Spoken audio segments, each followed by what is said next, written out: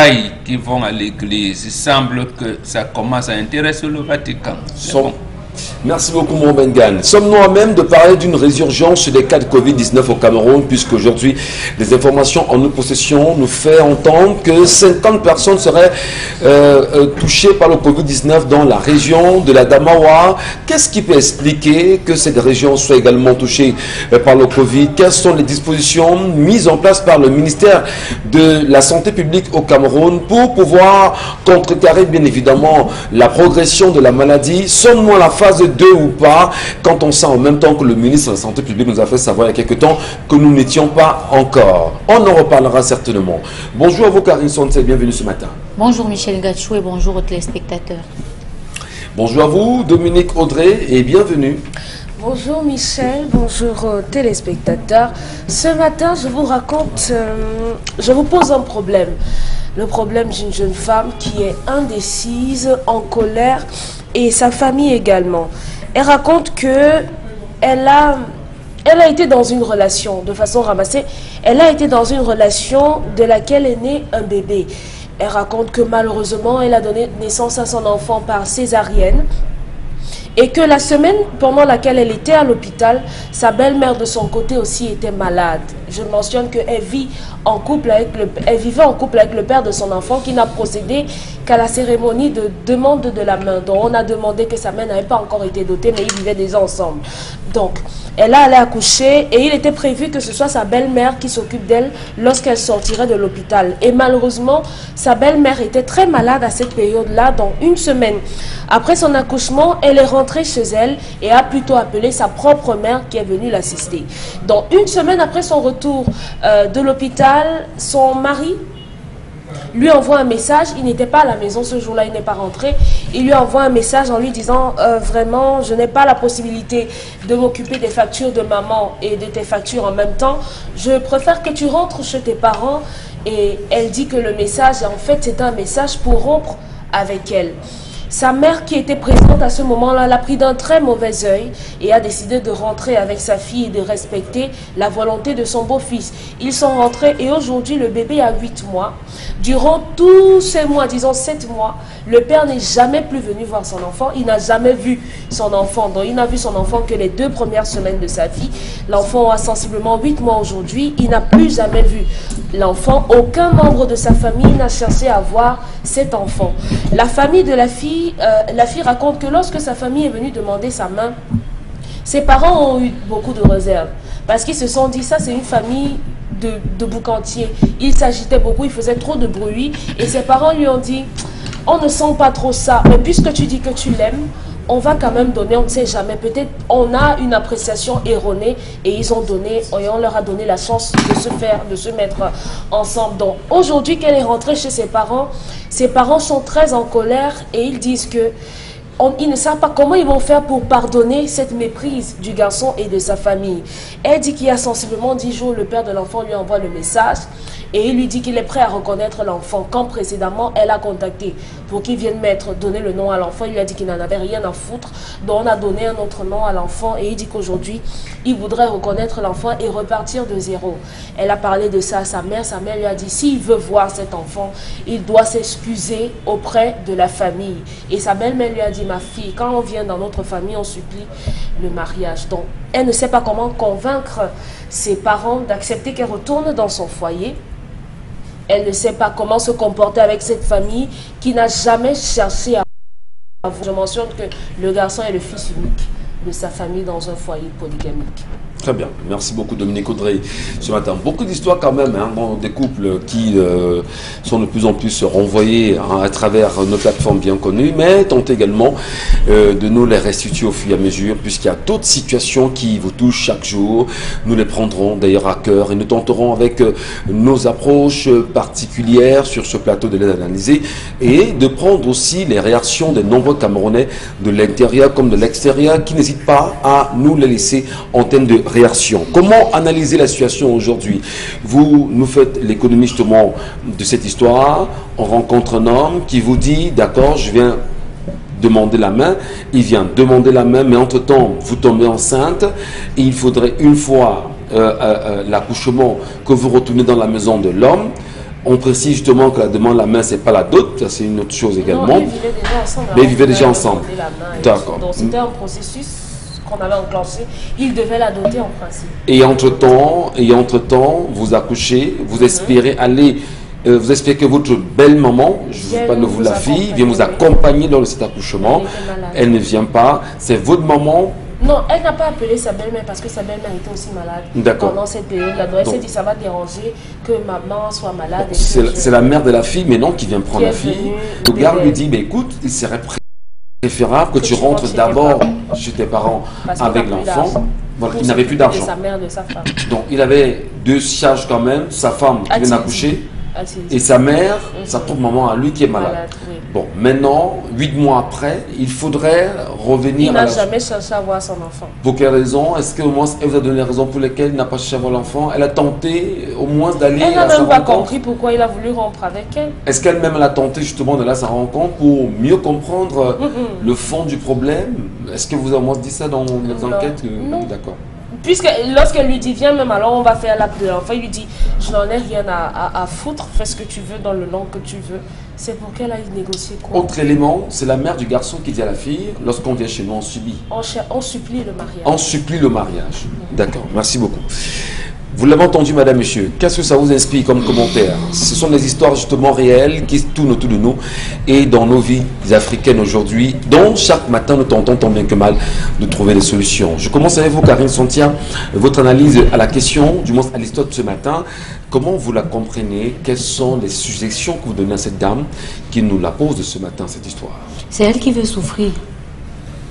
C'est elle qui veut souffrir. Quand c'est fini, il n'y a pas fini un peu. Ouais. Oui, quand c'est fini, c'est fini. Et quand quelqu'un ne vous aime pas, ne forcez pas. Ce garçon ne l'aime pas et sa famille non plus. Il ne l'aime pas. C'est de manière fortuite que l'enfant est arrivé et qu'elle l'accepte comme ça. Je vais vous expliquer pourquoi une personne qui vous aime, en fait, est capable avec vous, malgré les difficultés, de trouver une solution avec vous d'abord. Lui, il reste à distance. Il ne vient pas avec elle lui dire dans la maison que, en fait, j'ai pensé que, j'ai décidé que, j'ai vu que, avec toutes les difficultés qu'on a, si on continue à rester en location, on ne va pas s'en sortir. Il faut que tu rentres un peu chez vous et moi, je rentre un peu chez nous. Pourquoi essayer de s'en sortir? Ou bien je rentre à la maison avec toi et ainsi de suite. Il n'a pas dit ça. Il a appelé au téléphone. Vous voyez comment on dit que c'est fini à quelqu'un? C'est un message. Il faut rentrer chez tes parents parce que je ne peux pas moi continuer à payer le loyer et à prendre soin de toi et de l'enfant. D'abord, ma mère est même malade.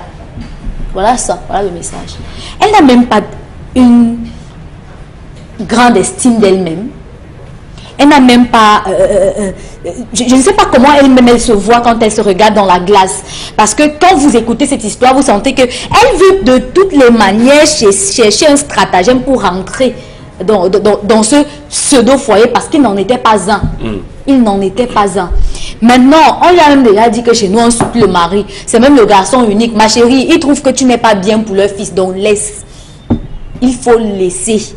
Eux, ils trouvent que tu n'es pas assez bien pour leur fils. Il ne faut pas te forcer. On ne force pas. Parce que si tu forces, tes parents disent que, ok, comme tu t'entêtes, vas-y. Je suis sûre que tu reviendras, mais la queue dans les jambes. Il faut faire attention. Parce que dans ce genre d'histoire, il y a des paramètres qu'elle doit prendre en compte. Quand un enfant arrive dans une famille, il est censé unir. Il est censé rendre tout beau. Même quand il n'y a pas d'argent. Est-ce que vous savez que l'argent pour prendre soin d'un nouveau-né ne manque pas? Ça ne manque pas. Et tant même encore à l'hôpital, c'est là-bas qu'on donne tout son argent. Là-bas. Il dit là-bas, il y a des personnes ici qui ont eu des femmes, au moment où elles mettaient au monde leurs enfants, ils n'avaient plus rien. C'est ceux qui viennent à l'hôpital regarder l'enfant, qui déposent les 1000 francs, les 5000, les autres, qui font qu'ils payent les factures. Ils regardent, ils savent de quoi je parle. Quand elle sort, au lieu qu'il soit autour de sa femme, parce que je ne sais pas s'il la considérait comme sa femme, qu'il soit avec elle, ou encore parce que sa maman est malade, ça on comprend. Il peut bien lui dire, bon, je ne vais pas passer assez de temps avec toi, mais invite ta maman pour qu'elle passe du temps avec toi vu que maman est malade. Ou bien tu reviens rester avec maman. Je comprends pas. Problème au départ, lorsque vous prenez la parole, Karine. À la base, il semble justement ne pas avoir une... Non, il ne l'aime pas. Elle d'abord, elle ne s'aime pas. Comment? Parce que quelqu'un qui s'aime ne peut pas être aussi avide de mariage. Vraiment pas du tout. C'est comme si elle ne se marie pas avec ce gars, elle va mourir. Alors qu'elle a fait 8 mois sans lui, elle n'est pas morte.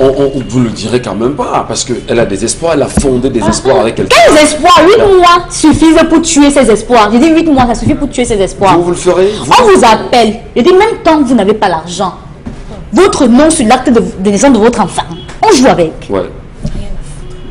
Je n'ai rien à foutre. Ok, ça va. C'est bon. C'est comme ça que c'était fini. Je ne sais même pas pourquoi elle s'entête. Ce n'est même pas d'abord un homme. Lui, là, il a encore un petit garçon. Il n'a pas fini de grandir. Qu'elle le laisse. Quand il va finir de grandir et qu'il sera prêt pour se marier, il va chercher femme. Mais il est revenu là. Non, il n'est pas revenu. Mais il est revenu. Non, il n'est pas revenu. Il revient à la charge. Non, c'est 10 jours seulement, il n'est pas revenu. Qui vous dit que 2 mois après, il va encore faire pareil? 8 mois après, il est revenu. Donc, qui vous dit que 2 mois après, il ne fera pas pareil? Parce qu'il a pris 8 mois. Donc, il peut encore faire 2 mois, il repart. Il fait encore 2 ans, il revient. Qu'est-ce qu'on peut lire alors dans la boule de cristal? C'est qu'il faut lire. Je ne suis pas voyante. Je ne vois pas. Ce que je dis à cette fille, à l'analyse des faits, c'est que ce garçon n'est pas fiable, il n'est pas stable. J'ai même l'impression qu'il est psychologiquement dérangé. Donc, qu'elle le laisse. Il n'est pas fait pour toi. En tout cas, je trouve que tu es même trop bonne pour être avec lui. Est-ce que vous ne trouvez pas qu'Karine c'est un peu très dur quand même avec le garçon, Dominique Audrey, et même avec la fille également? Donc, pareille situation, quelles sont les solutions que vous préconiserez, vous? Vous trouvez qu'elle est dure? Donc ça veut dire que vous voulez légitimer que vous mettez la fille de quelqu'un enceinte? Parce que vous avez fait votre semblant de toquer pendant je parlais, il y avait les menguis qui font ça en 2 semaines, ils font ça dans 4 maisons. Vous êtes venu faire un vulgaire toquer porte, vous mettez la fille d'autrui enceinte, après vous décidez que non, tu rentres d'abord chez tes parents, vous disparaissez. Votre enfant, on peut comprendre que la fille ne soit plus à votre goût, que quand vous la regardez, vraiment, elle vous rappelle votre pauvreté, d'accord? Vous ne voulez plus la voir, mais maintenant, il y a un enfant. Donc, votre enfant, pendant 8 mois, les 8 premiers mois de la vie de votre enfant, vous mettez ça à la poubelle et vous estimez que c'est dur. Moi, je me serais attendu à ce que vous soyez vert de colère contre les hommes qui réagissent comme ça, Michel Gachou. Je vous ai relancé. Ouais, oui. Vous semblez un peu conciliant envers cet homme irresponsable. Il n'y a pas de conciliance qui tienne. Je relance, je pose des questions parce que, dans son point de vue, je demande, vous ne la trouvez pas un peu trop dure ou vous le serez un peu plus? Je ne suis pas dure ce matin. Il faudrait être, c'est légitime. C'est légitime. Lorsqu'on prend sur soi de faire joujou avec une femme sans ses vêtements, il y a des conséquences. Et lorsque les conséquences sont là, il faut être à même de les assumer. Et c'est ça être un homme. Moi, je suis pour des gens qui sont directs et qui vous disent « je ne vous aime pas ». Votre tête vraiment m'insupporte. Je ne vous supporte plus. C'est mieux comme ça et on avance. Maintenant, dans sa tête, elle saura, ce n'est que le père de mon enfant. Bon, vous avez dit ici hier que, ouais, il faut avoir les enfants, gna gna, là, ça fait que, oh, machin. Voilà donc une fille qui a donc fait l'enfant. Et sa sorcière de belle-mère, Charles Hamel sera d'accord avec moi, sa sorcière de belle-mère trouve quand même la force de dire à l'enfant de quelqu'un que chez nous, le mariage, on supplie. On supplie le mariage. Donc, mon fils va te chiffonner, ton bâtard et toi vous dégagez, et après le jour qu'on veut, on vous rappelle, vous revenez. Parce que vous n'avez rien à manger, parce que vous ne valez rien, parce que dans votre famille, vous n'êtes que des pauvres, et qu'on peut faire de vous vos marchepieds. Personne n'humilie ma famille. Une femme normalement constituée ne peut même pas l'admettre. Jamais. Ma mère est chez toi, tu la chasses. Et après, non, je vais mettre les organes. Je reprends vos expressions. Je vais mettre les organes. C'est nécessaire de mettre les organes. On reste tout à fait, on va dire, je vais dire... le mot n'existe pas, parce que vous n'avez pas raison. Je cherche le mot. Ouais. Dire quoi? Ma mère est venue chez vous. Ma mère est venue chez vous pour m'assister, ou du moins pour m'accompagner dans la naissance de votre enfant. Vous avez le courage de me mettre ma mère, mon enfant et moi à la porte. Et 8 mois après, comme Jésus, vous débarquez et vous me dites, je veux reconnaître l'enfant et je veux qu'on recommence là où on s'est arrêté, comme si rien ne s'est passé. Qu'est-ce qu'il faut faire? Vous lui faites quoi? Vous le blâmez? Vous le chassez? Quel est le sort que vous lui réservez à ce moment? Non, il ne mérite rien. Vous savez, hein, vous Michel Gachou. Non, il ne parle pas. C'est son enfant, non? S'il sent qu'il veut être le père de l'enfant 1 an, qu'il soit le père de l'enfant 1 an, c'est tout. S'il sent qu'il veut être le père de l'enfant 2 mois, qu'il vienne être le père de l'enfant 2 mois, c'est tout. Il y a des personnes, il y a des personnes qui, à un certain moment de la vie, ne méritent même pas de l'attention. Ne méritent même pas qu'on se mette en colère contre elles. Ne méritent même pas qu'on s'arrête sur elles, qu'on les évoque même. Donc, celui-là, il a d'abord un manque de personnalité. Visiblement, malgré son âge, la trentaine passée, c'est sa mère qui décide encore de ce qu'il fait, de ce qu'il ne fait pas, d'où il va et où il ne va pas. Toute sa famille, la fameuse famille dont on parle souvent, est-ce qu'on est allé voir la famille du père? Est-ce que la famille du père ne pouvait pas payer la pension? Voilà déjà les familles là. On vous dit que votre fils unique a eu un enfant quelque part et personne ne vient. Et la bonne dame veut quand même avoir le courage d'aller dire à sa mère que ouais, tu sais, il a changé et je l'aime. Vous le ferez pas. D'accord. On vous a compris très bien, Dominique Audrey. Vous êtes un peu plus dur quand même que quand ils sont ce matin. Non, il faut raisonner. On ne dit l'amour, l'histoire de l'amour a ses raisons que la raison non, ça n'existe pas. Franchement, il faut raisonner. Sinon, vous allez finir par des chiens. Les hommes. C'est quand vous finissez de pleurer seul dans la chambre que vous comprenez que l'amour n'a pas de raison. Il n'y a pas de raison, c'est ça. Il n'y a pas de raison d'amour. Il n'y a pas de raison. D'accord, ok. Charles Hamel, comment vous s'en souvenez bien sûr à l'histoire de ce matin? Comment vous l'appréciez dans sa globalité? S'il faut apprécier, on va remonter à la sorcière de belle-mère. La seule belle-mère, c'est laquelle? Monsieur Michel, non, j'emploie les expressions de Dominique Audrey. Qui vous les a empruntées. Je suis un peu surpris de l'approche qu'on a de ce sujet ce matin parce qu'on ne voit pas, on n'a pas l'évidence que on a sous les yeux un dilemme. Un homme qui est face à un choix avec peu de moyens. D'un côté, il a sa femme, de l'autre, il a sa mère, M. Michel Ngatiou. Et il est de surcroît le fils unique. Cet enfant a premièrement été élevé à la méthode occidentale par la méthode traditionnelle. Les fils uniques, vous savez comment on les élève? Ils sont choyés, ils sont chouchoutés, ils sont mal élevés, ils reçoivent ça parce que la maman leur donne tout. Ils boivent le petit lait sur les lèvres de la maman et ils grandissent à la cuisine. La maman fait tout pour s'accaparer. C'est elle qui décide quelle est votre copine, quelle n'est pas votre copine, la petite amie. Vous vous rendez compte que voilà un facteur qu'on a oublié, c'est l'affaire du fils unique. Tous les enfants, baladez-vous dans les quartiers, vous voyez un enfant, on dit fils unique. Monsieur Michel Ngatiou, ces enfants posent un problème lorsqu'on a loupé l'éducation. Dans la tradition, lorsqu'on avait un enfant, une femme, il arrivait qu'une femme avait un seul enfant et ne parvenait pas. On prenait cet enfant qu'on envoyait, il devait grandir parmi les autres enfants de ses frères. Quitte à ce qu'il se donne des coups de poing, quitte à ce qu'on le mate, quitte à ce qu'on le brime, il va se faire une vie à prendre. Or, dans le cas d'espèce, vous avez un garçon qui jusqu'à son âge adulte ne s'est pas détaché du cordon ombilical de sa mère. Il demeure lié à sa mère et fonctionne comme sa mère pense, comme sa mère voit la vie et voit le monde. La preuve, c'est sa mère qui est au devant de tout.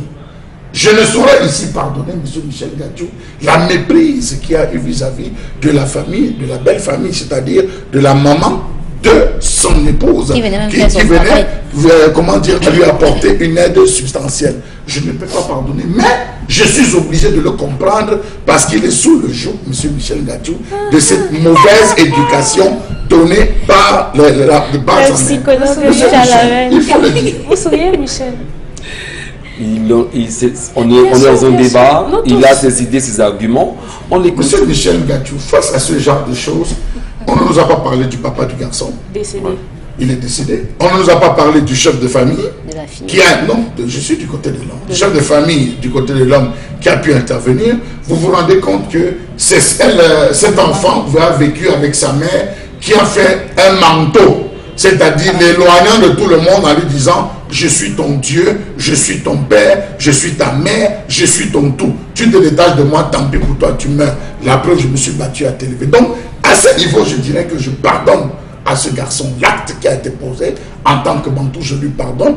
Et Dieu merci, Je ne sais quelle est l'alchimie qui l'a ramené, M. Michel. Est-ce raisonnable? Je ne sais pas. Qu'est-ce qu'il a... Vous l'avez dit tout à l'heure contre des sorcières, contre ta mère. Souffrez et prenez plaisir. Laissez-moi donner le mot. Non, c'est pas un plaisir. C'est pas un plaisir. Je disais, je pardonne à ce garçon. Et je dis, si le garçon est revenu à de meilleurs sentiments, j'espère qu'il a pu causer avec les uns et les autres de la famille.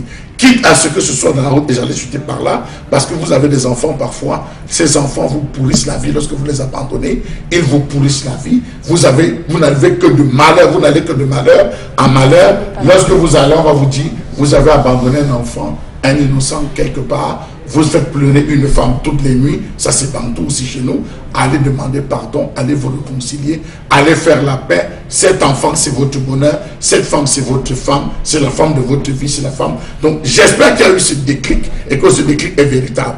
Mais j'invite ce garçon et j'invite cette fille à aider son mari à se détacher de sa mère, à se détacher progressivement de sa mère, d'organiser des séances où il va discuter avec des hommes, il va aller à l'école du mariage, parce qu'il n'est pas allé à l'école du mariage, et c'est un véritable... Belle sanction justement ce matin, Charles Amembatou. On vous a très bien compris. Et bien évidemment, les téléspectateurs tout à l'heure sur les plateformes bien connues, Equinox TV pour ceux qui nous regardent en live, ou encore 10 du Zénith. Je vous en prie, Dominique Audrey. On va poursuivre. Ah, oui. Oui, c'est un gymnaste. D'accord. Je vous en prie. Mbomo Bengan, c'est peut-être pour donner plus de, comment dire, plus de sanctions, plus d'orientation, le meilleur encadrement qu'il faudrait pour ce genre de situation. Que dites-vous, vous, en tant qu'autorité traditionnelle? Ne regrette rien. Il faut toujours continuer à apprendre, à te perfectionner. Et ce n'est pas à l'école que tu pourras le faire, c'est dans la vie qu'on se forme. Fin de citation, Amadou Ampatemba, enfant Peul, 1991. Vous savez, quand on le dit toujours ici, le salut n'est pas individuel, le salut est collectif. Si vous voulez vous engager dans l'entreprise du mariage... Les chrétiens vous diront non en même temps. Hein? Oui, parce qu'ils n'ont pas d'antériorité. Les judéo-chrétiens sont des petits-fils des Africains et ne comprennent même rien du tout lorsque nous prenons... Ils se disent que le salut est individuel. Ils ne connaissent pas le salut, ils ne savent pas ce que c'est. D'abord, même Moïse qui a été initié chez nous ne le comprennent pas. Très bien, on évolue dans le débat. Tout à fait. Le salut individuel. Lorsque vous vous engagez dans le mariage, c'est les familles qui mettent leurs enfants ensemble. Voilà les principes. Quand les familles mettent leurs enfants ensemble, c'est pour faire quoi? C'est pendant ce processus qu'on essaie de savoir quel est le portrait de famille, quel est, et on apprécie, on est les familles ensemble. On est donc en mesure d'apporter des correctifs au regard des écarts de langage, de comportement. Voilà le mariage. Le mariage n'est pas, je pense qu'il a fait. Justement, ici, ça entre de plein pied dans ce qu'on appelle la seule théorie qui a toujours existé au temps. La théorie de la complexité. Ouais. Et l'homme est l'élément le plus complexe du monde, parce que l'homme est en lui seul le résumé de la nature. Voilà une contradiction qui est arrivée et donc qu'on pense qu'on peut apprécier seul. Vous avez donc un enfant, fils unique, garçon unique. Maman est malade, il fait comment? Ma fiancée vient d'accoucher, notre fils, il fait comment? Vous avez, voilà, c'est ce qu'on appelle la gestion des contradictions. Ouais. À ce moment, vous demandez à l'enfant, c'est à peu près ce qu'on nous a dit ici hier. Il a choisi sa mère, il a dit que... J'ai dit, si on pose le problème en termes de conflit... Il y a certainement plein de familles qui nous regardent ce matin, Bombo. Oui, tout à fait. Et qui connaissent ce type de situation. Tout à fait. Alors, tout à fait. Quels sont les conseils en même temps que vous le donnerez? Les conseils... ce type. On lit, il faut avoir l'intelligence des situations. Qui doit les avoir? Les familles, deux, tout le monde, et surtout la jeune génération. La jeune génération aujourd'hui qui n'a même pas lu 2 livres. Ou alors qu'ils ont dit le livre, les ont mal assimilés. Première chose. Deuxième chose, ils n'écoutent pas. Ils n'écoutent pas les aînés. Ils ne savent pas apprécier les situations qui se passent dans la vie. Donc, dans le cas d'espèce, qu'est-ce qu'il fallait faire que... Dans le cas d'espèce, il fallait, parce que lorsqu'on a toqué la porte, et les deux familles ont convenu que c'est la mère du garçon qui allait assister sa belle-fille, justement, c'était une bonne option. La nature fait qu'elle tombe malade. La même famille doit se réunir et dire, dans les dispositions actuelles, je pense que c'est la mère de la fille elle-même qui devrait l'accompagner. Ça ne doit pas être une décision du garçon. Ici, connaît quoi? Ni de la fille elle-même. Parce que c'est là, elle l'apprécie. Parce que la situation pouvait survenir demain s'ils étaient même mariés. Ça allait faire comment? Et précisément parce que la génération d'aujourd'hui ne sait poser le problème qu'en termes de conflit. Associez votre environnement parce que le salut est collectif. Associez votre environnement parce que le salut est collectif. Parce que le salut est collectif. Et c'est ça qui vous permet de tirer la quintessence des bonnes idées pour vous émerger. Voilà donc, elle aime et sa famille lui a dit, nous ne pouvons pas, comme tu as, quels sont donc, je ne vais pas appeler ça, des garde-fous pour que la fille trouve le bonheur là où elle veut, là où sa famille a consenti enfin, ou alors malgré elle, à l'accompagner. Quand vous décidez donc l'accompagner, c'est ce que Charles Hamel développait tout à l'heure. C'est un enfant qui a grandi dans la cuisine. Il y a même, vous verrez même certains garçons qui savent préparer. Ils sont prêts à dire à leur famille, à leur femme que, dis donc, si c'est même pas assaisonné, ça ne se dit pas. Mais bon, oui, vous allez trouver ça. On ne trahit pas de secret. Lorsqu'on est quand même fils unique d'une famille, ben, je prends mon cas. Ben, on grandit à la cuisine. On sait ce que maman fait. C'est donc une mauvaise éducation. Non, à un moment donné. Pour qu'on se comprenne très bien. Moi, je prends mon cas. Moi, je suis l'unique garçon de ma famille. Qu'est-ce que je fais quand je sais préparer? Je sais cuisiner.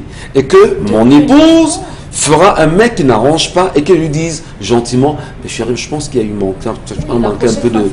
Est-ce que je ne devrais pas le faire? Je dois le faire quand même, Bonbon. D'accord. Parce que l'homme, on le sait. Il faudrait d'abord que ton épouse doit d'abord le savoir. Ce n'est pas là. Si elle l'ignore, vous faites quoi? Elle ne sait pas préparer, vous faites quoi? Vous avez été bien éduqué, il y en a qui ne savent pas, qui ne sont pas éduqués. Nous parlons de l'éducation. Vous voyez comment Dominique Oda réagit. Ils vont parler de l'éducation. C'est-à-dire, quand vous intégrez une famille, ce garçon qui a grandi dans la cuisine, quel est son comportement? On teste, cher ami. Je vous ai parlé ici, la première promotion des écoles de Foulassi. Un pasteur s'appelait Joseph Tirambogo. Quand il est allé, il est devenu pasteur par la suite. Licencié de son état à la mission protestante américaine qui est devenue église presbytérienne camerounaise. Il allait toquer la porte, comme on dit. On a vu justement qu'il y a une fille, elle était unique aussi. On vient de s'asseoir là. La fille braise 5 prunes. On vient avec son futur fiancé. Elle mange 3. Le garçon mange 2. Quand on regarde, dit au frère de son papa qui l'accompagne, maman, papa, je pense que cette fille, on ne peut pas vivre ensemble. Elle a fait 5 prunes, elle a mangé 3, elle en a mangé 2. Cette fille ne pourra même pas vous donner à manger. Vous voyez, on teste. On teste. Donc, la famille de la fille a toutes les raisons de tester, de savoir où est-ce que leur fille va mettre son nez.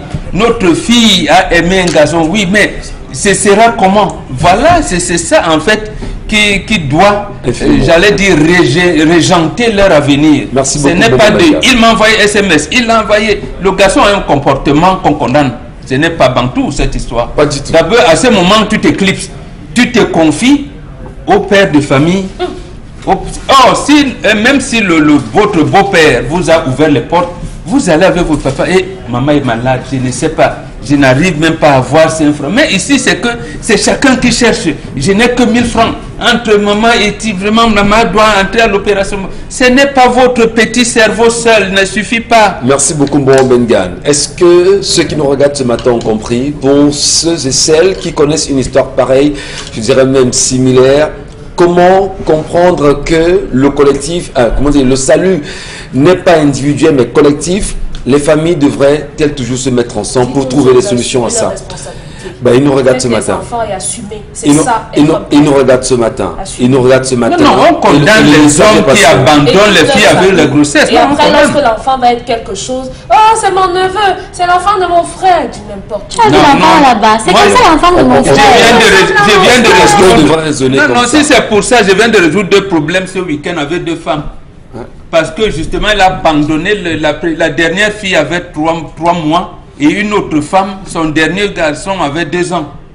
Quand elle a entendu que la dernière fille, elle est médecin au Sénégal, elle est revenue, vient la famille et tout. Et quand les enfants ont fait, ah, je veux maman, j'ai dit 2. Je ne cite pas les noms, ils me connaissent. Voilà, Donc, on vous appellera. C'est ça qu'on condamne, que ce soit du côté des hommes ou des femmes. Merci Mombok. On condamne Merci. ce genre de choses. Élément de sagesse, on essaie d'appeler Mombok, roi Salomon, je ne sais pas pourquoi, en même temps, parce qu'il peut résoudre quand même des situations aussi compliquées. Restez des nôtres, mesdames et messieurs. L'émission se poursuit.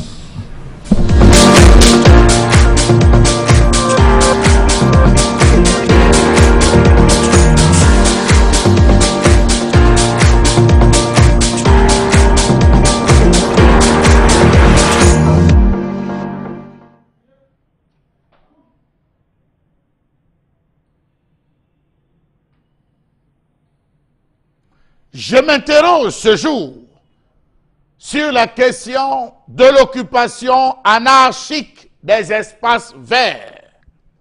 Autopsie de l'occupation anarchique de la voie publique des espaces verts. Scandale de Denver. Bloc 20 à Bonamoussadi. Comment comprendre qu'au nom de la corruption, tout soit permis dans cette ville de Douala? Comment comprendre qu'un quartier réputé pour son calme, pour la quiétude de son environnement, soit à ce jour le théâtre d'une méprise aussi scandaleuse de la part des autorités administratives de cette ville? Vraiment, monsieur le gouverneur, Iva Dibois, qu'est-ce qui arrive à ce pays? L'évocation, quel que soit le coin où on se trouve, du nom Denver comme Oza, comme Carrefour Golf, fait référence à un quartier résidentiel où la valeur du terrain vaut son pesant d'or. C'est vraiment scandaleux, très scandaleux ce qui arrive à ce quartier, à l'entrée de ce quartier résidentiel. Comment comprendre que la ville n'a plus de quartier résidentiel, Douala, Bonapriso, Bonandio, Denver? C'est vraiment scandaleux que même monsieur le maire, Fengwang, qui vient à peine d'arriver, laisse faire une telle chose pareille. Est-ce qu'on peut faire cela, monsieur le maire Fengwang, devant chez vous? Laissez prospérer ce type de désordre urbain. Regardez vous-même les maisons qui sont dans ce quartier. Regardez vous-même ces maisons qui ont été vendues au prix fort par la maïture. Quel est ce piteux pays où l'on n'a pas de quartier résidentiel? J'interpelle ce jour Madame Ketia Courtès, ministre de l'Habitat et du Développement Urbain. Vraiment, dis-nous, Madame le ministre, depuis quand les conteneurs ont-ils déjà embelli cette ville? Depuis quand les conteneurs ont-ils déjà embelli une ville, Madame le ministre? Est-ce là votre projet d'embellissement des villes? Faire implanter les conteneurs sur les espaces verts, comme tel semble être le cas là-bas à Denver, ou sur un espace vert censé être aménagé pour décorer la ville, jardin public, on fait de là, on fait de ça un lieu avec conteneurs pour divertissement. On trouve à l'entrée du quartier résidentiel Denver. Vraiment, vous-même passez à Bonamoussadi et lancez l'œil. On trouve à l'entrée d'un quartier résidentiel l'occupation des espaces verts, les dépôts de sociétés brassicoles, les dépôts de Poudzolan, les garages à l'entrée principale du quartier avec des voitures abandonnées, cache idoine des violeurs, des braqueurs, fumeurs de drogue et bandits de grands chemins là-bas à Denver, briqueterie industrielle et artisanale, des boutiques sur le terre-plein, vraiment incroyables, des boutiques avec une boîte de nuit entre des maisons. Monsieur le gouverneur, peut-on faire cela à l'entrée de chez vous, de votre résidence? Monsieur le préfet Mboutou Benjamin, Est-ce qu'on peut faire cela devant votre résidence? Transformer ainsi, lorsqu'on connaît la valeur du mètre carré. Oh, comment comprendre? Comment comprendre qu'on puisse laisser vivre ça dans une ville? Parcourons ensemble le procès verbal des travaux de la commission chargée du constat d'occupation afin de dresser un état des lieux et de collecter tous les éléments d'appréciation sur le domaine public. Le procès verbal signé du maire. Il est mentionné, au regard de tout ce qui précède, la commission relève le procès verbal des travaux. Le voilà, parcourons ensemble. Il est bien mentionné au regard de tout ce qui précède, la commission relève que l'occupation temporaire de la voie publique ou emprise concerne le dépôt de matériaux. Document 2, notamment sable, la pierre, le bois, exposition des meubles, des marchandises ou tout autre objet conformément à l'article C91 du Code général des impôts. Le terre-plein central, quant à lui, est destiné à accueillir des aménagements paysagers et équipements publics destinés à embellir la ville. À embellir la ville. Le projet de M. Chongwa Mbede Alexander peut ainsi être classé dans ces aménagements d'embellissement. Voilà les conclusions. Voilà les conclusions d'un rapport. Ont signé le rapporteur, chef de service départemental des domaines du Vouri, chef du service départemental du cadastre du Vouri, chef du service départemental du plan de l'aménagement du territoire de l'État du Vouri, service départemental de l'urbanisme, de l'habitat et du partenariat local du Vouri, président de la commission, le préfet M. Mboutou Benjamin. Vraiment. Comment comprendre, Madame Ketia Koutes, que votre chef de service départemental puisse valider un tel procès verbal? Vraiment, Madame le ministre de l'Habitat et du Développement urbain, comment comprendre, Madame le ministre, qu'un tel procès verbal soit signé et qu'il n'est pas constaté qu'on trouve à l'entrée de Denver un quartier résidentiel, je dis bien quartier résidentiel, ce type de détritus, de pourriture. Les snack bars, briqueterie avec vibration, état de choses qui ont entraîné l'engorgement des rigoles, voies ensablées, rétrécissement de la voie publique, dépôt désordonné des bacs à ordures. À ce jour à Denver, l'on assiste impuissamment à l'agression des riverains, de jour comme de nuit à tous les carrefours, excès de vitesse des engins, exploitant les carrières de sable et autres travaux, les va-et-vient à des heures indues.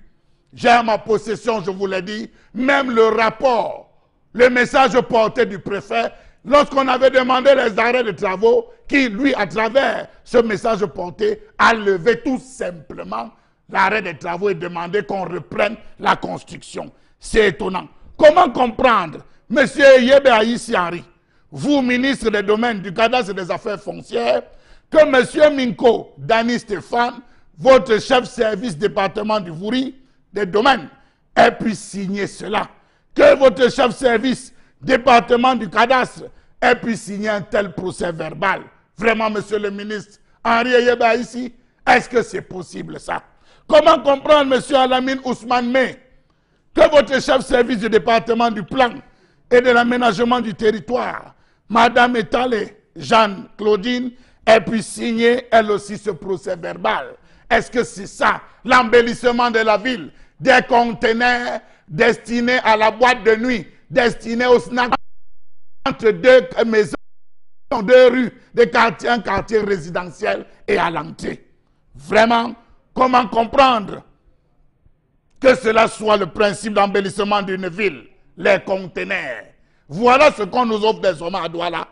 Comment comprendre, Monsieur le ministre de l'administration territoriale, Monsieur le gouverneur, que le préfet du Vouri ait pu lui aussi signer ça?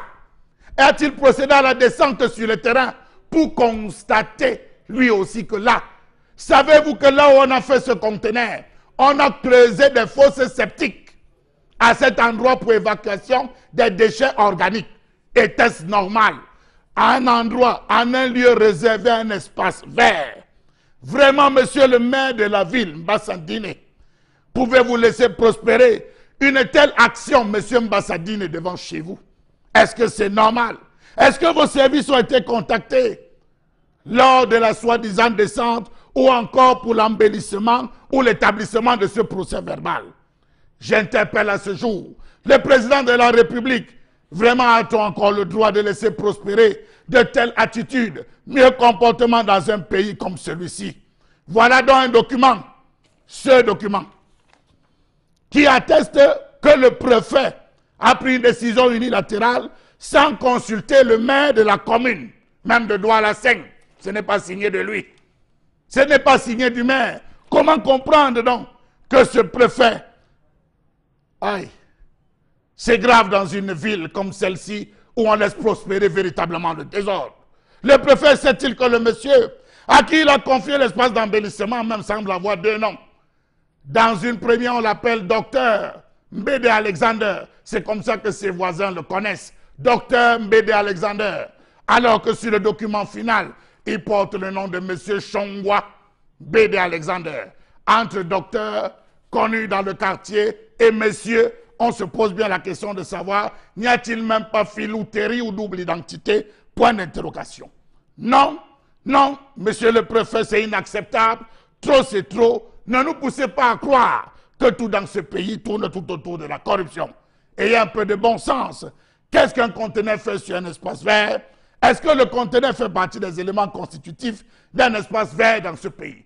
Rappelons-nous qu'à Bonapriso, Maître Gérard Volbert a été poignardé et a succombé à ses blessures alors qu'il sortait de chez lui. Qui aurait attendu qu'on puisse parler là-bas à Bonapriso, au quartier résidentiel d'agression? Voilà les bars qui sont entrés à Bonapriso. Voilà les mêmes bars qui sont entrés à Bonanjo. D'ailleurs, je parle de quoi? Allez voir à Makepe. À Makepe, qu'est-ce qui se passe? À côté de l'église catholique de Makepe, il y a une rue de la joie désormais qui s'est installée. Pendant qu'on prie à l'intérieur, dehors, on boit. Avec la permission de la régie, je vous invite à faire un tour de l'entrée de Denver. Vous-même voyez le quartier en image.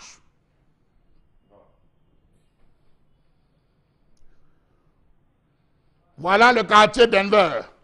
Étofis et sa famille résident. Imaginez-vous, voici l'entrée.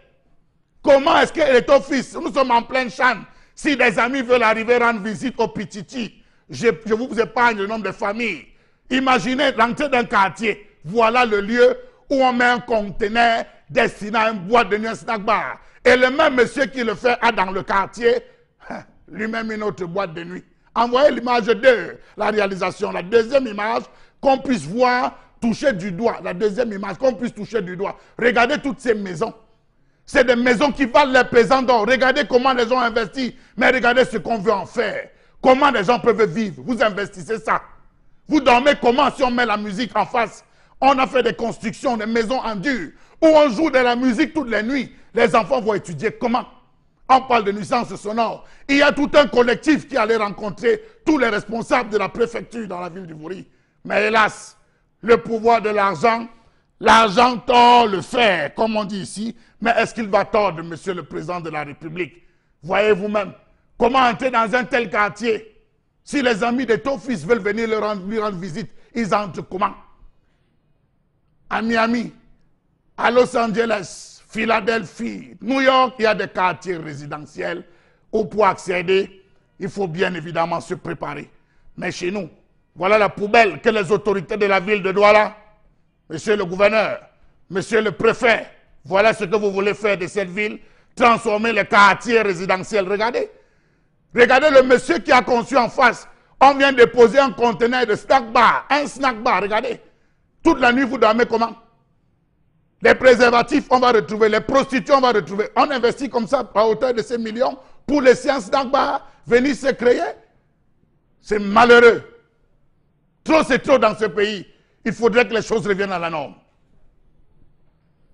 Colère exprimée, colère forte quand même ce matin. C'est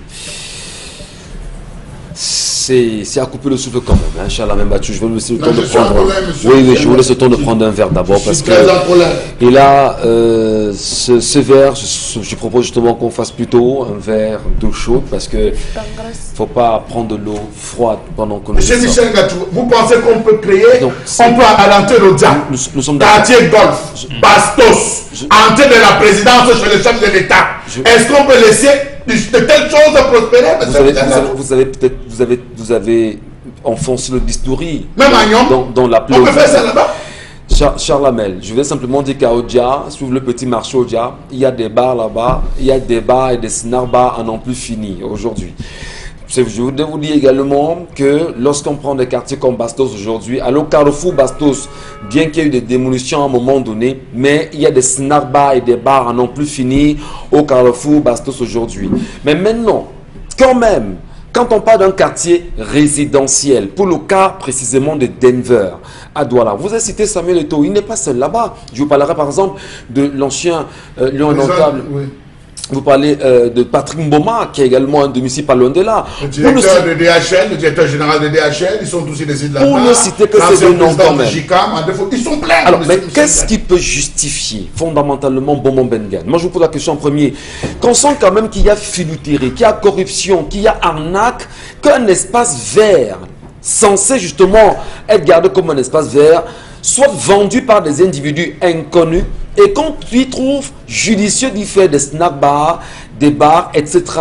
Qu'est-ce qui peut bien expliquer cet état de choses au Cameroun aujourd'hui? Deux choses. La première, c'est le président de la République qui a laissé l'anarchie s'installer.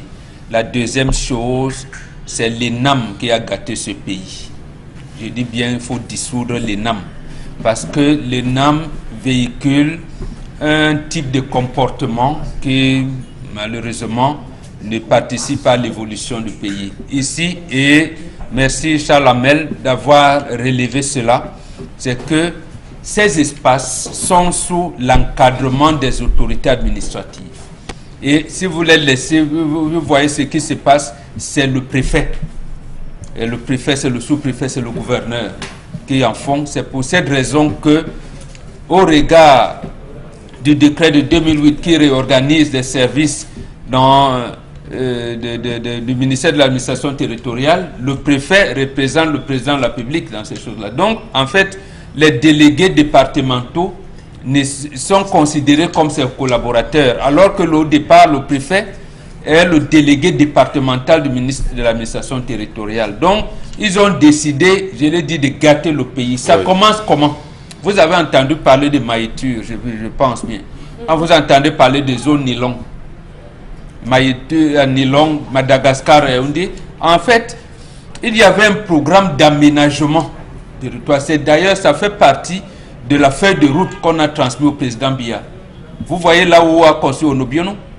N'importe qui ne pouvait pas construire là où il y a des marécages. C'est une zone marécageuse. Oui. Et il faut donc montrer que vous pouvez assainir la situation parce que dans l'esprit du Camerounais de l'époque, je ne parle pas du Camerounais du renouveau, du Camerounais de l'époque, on ne conçoit pas que vous soyez pris dans les inondations, ainsi de suite, ainsi de suite. C'est pour ça qu'il n'y a pas de titre foncier dans ces zones-là. La zone de Denver est semblable à la zone de Onobiono, donc zone marécageuse, ne pouvait s'y construire que ceux qui ont les moyens de viabiliser la zone. D'abord, à l'époque, on venait avec une carte. Quelle maison vous voulez construire, quels sont les aménagements et on vous permettait de construire.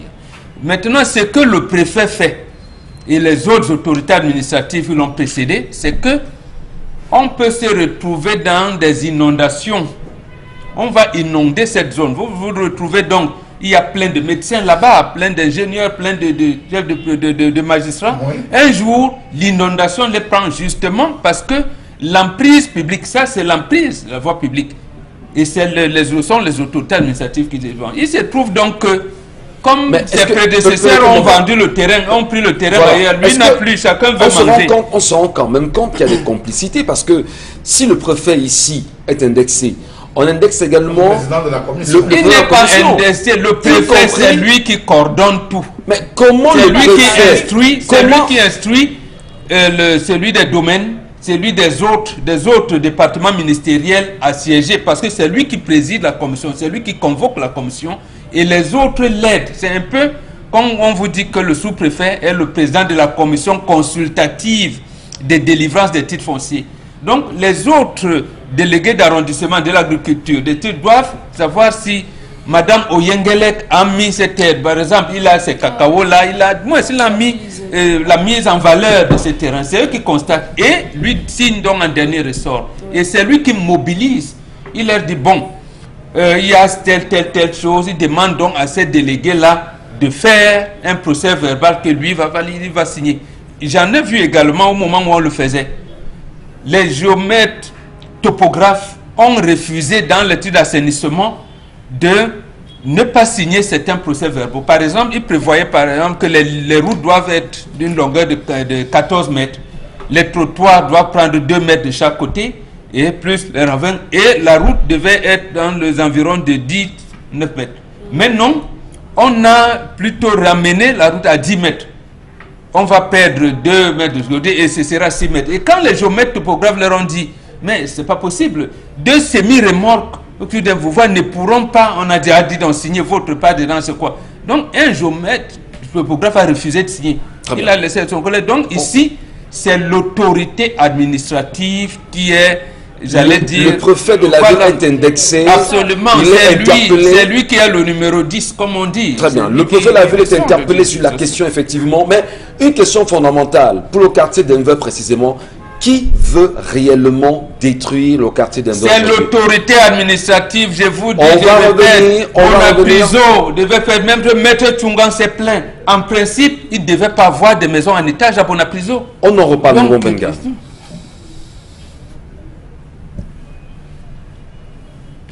Merci à la régie qui nous permettra bien sûr de marquer une pause avec vous, madame, messieurs, comme le veut la tradition, mais surtout le synopsis. Vous faites bien, mesdames et messieurs, de rester sur Equinox Télévision. Vous faites bien de nous rester encore présents sur 10-12, le Zénith, le talk show. Vous faites bien de tenter de comprendre avec nous l'évolution du Cameroun, la construction, la réflexion de ce pays qui nous est cher.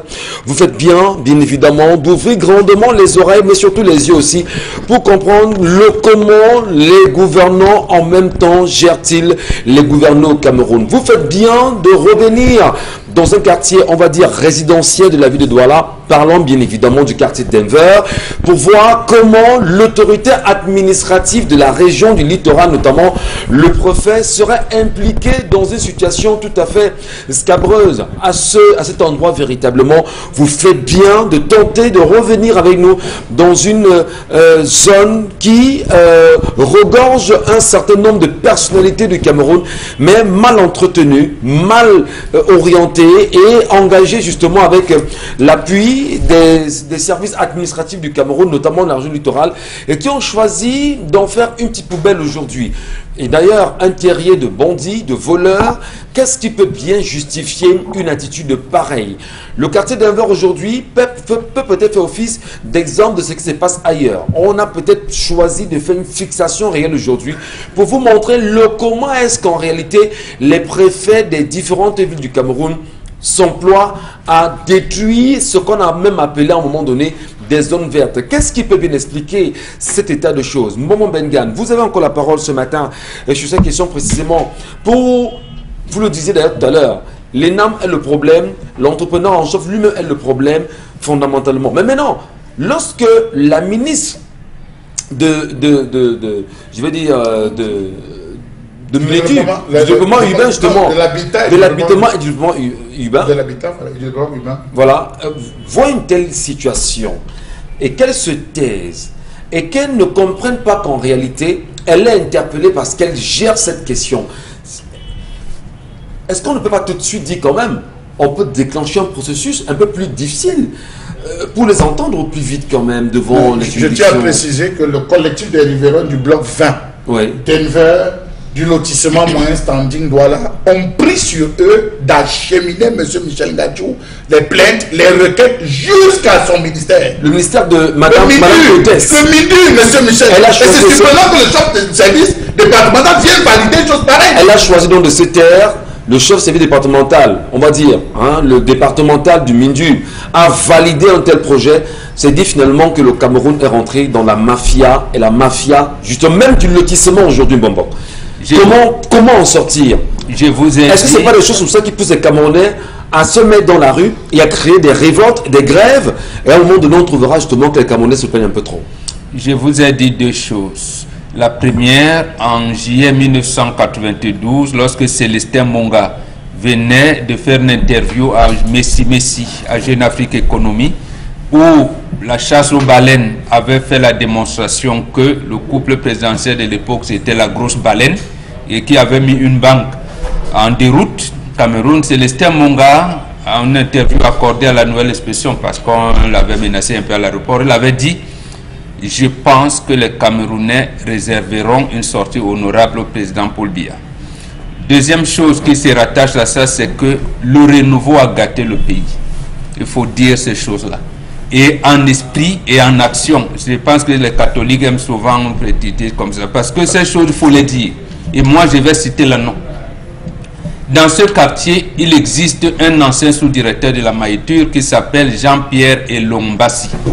Il a été le pilier de l'aménagement urbain.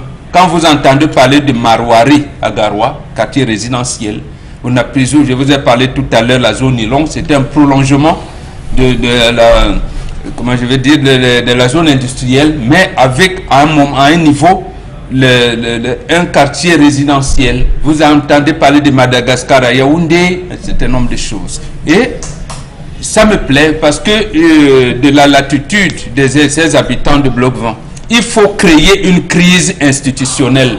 Et cette crise institutionnelle peut être créée justement parce que M. Elombassi, à l'époque cadre au ministère de l'économie, de la planification, sous Madame Tanke, Elisabeth, et plus tard, sous Ndioro, il a fait le tour de beaucoup de ministères. C'est des deux amis. C'est deux amis, et lui, il est aujourd'hui maire de la ville, et l'autre dirige les Africités. Je les demande de prendre leur courage, parce qu'ils ont ces cartes de l'administration et de l'assainissement de Douala, parce qu'il s'agit de Douala aujourd'hui, ville où ils sont originaires, où ils ont passé l'essentiel de leur temps à montrer leur expertise. C'est en réalité ici à Douala, parce que cette zone a été, j'allais dire, encadré par ce Jean-Pierre Elombassi. À l'époque, il était à la Maïture, je le répète. Oui. Donc, lui, il va se retrouver demain dans des inondations. Il faudrait donc qu'il revienne, qu'il accompagne cette dynamique de ces populations-là. Parce que, en fait, même derrière le bisou à Bonamoussadi, c'était une zone verte. Il a fallu que les populations de là, sous l'encadrement du professeur Samen Bongo, puissent intervenir justement parce qu'on avait déjà vendu tout ça. Donc il n'y avait plus d'espace vert dans aucune cité sikh au Cameroun.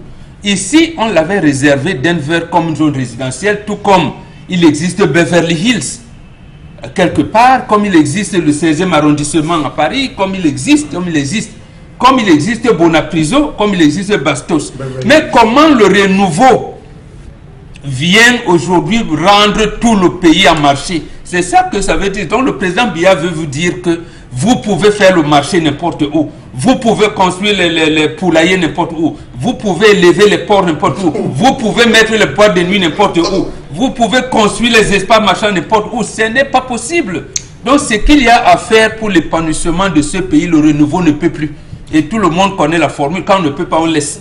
Alors, on interpelle très vite justement le préfet du littoral sur cette question de Denver.